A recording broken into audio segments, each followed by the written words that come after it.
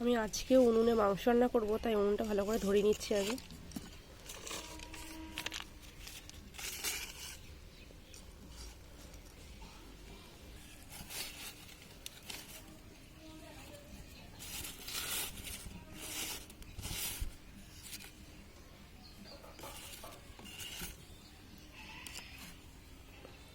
উনুনটা ভালো মতন ধরে গেছে, এবার আমি কড়াই বসিয়ে দেবো।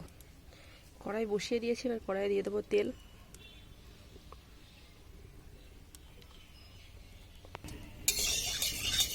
তেলটা গরম হয়ে গেছে, তাই দিয়ে দেবো এর মধ্যে আমি মাংস।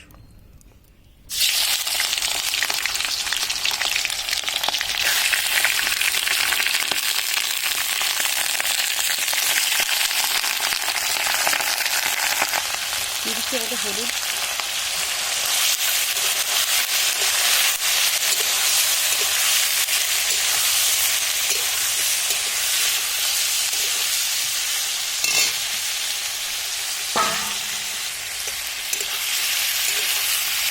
আমি একটুখানি দিয়ে মাংসটা ভেজে নিলাম। এবার আমি দিয়ে দেবো পেঁয়াজ।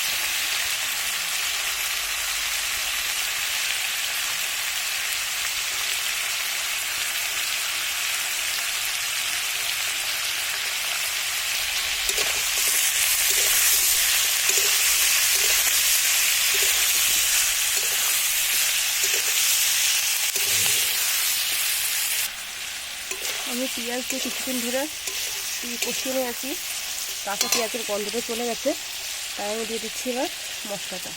আদা, রসুন, কাঁচা লঙ্কা আর জিরে একসাথে পেস্ট।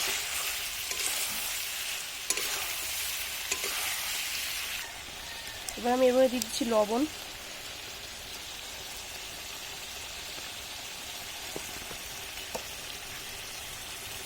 দিয়ে দিচ্ছি হলুদ।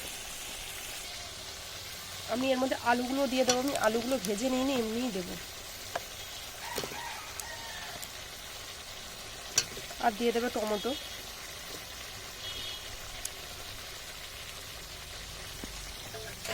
এবার সব কিছু একসাথে ভালো করে কষতে নেবো। আমি যেহেতু কাঁচা লঙ্কা দিয়ে রান্না করছি, তাই আমি দিয়ে দেবো লঙ্কার গুঁড়ো।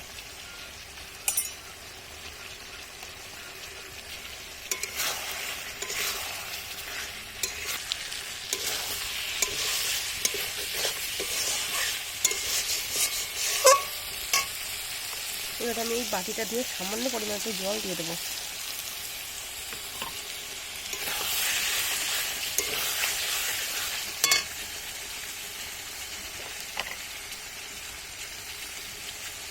এবার আমি দিয়ে দেবো মিট মশলা।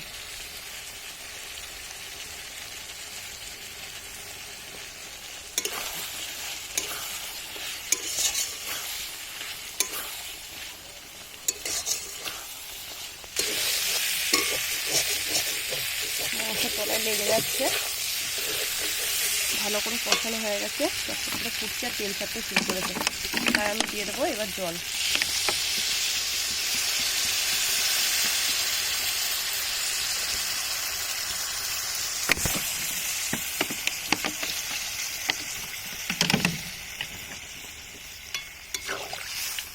আমি আজকে মাংসটা একটু পাতলা করবো, তাই একটু বেশি পরিমাণে জলটা দিলাম।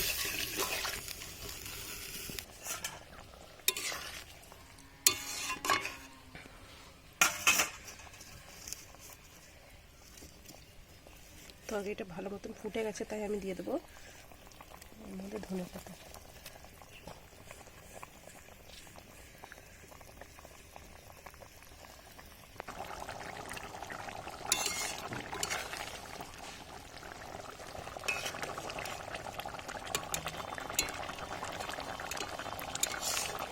আমার আলু সিদ্ধ হয়ে গেছে, তরকারিটাও হয়ে গেছে, তাই আমি এর মধ্যে গুঁড়ো গরম মশলা দিয়ে নামিয়ে নেব।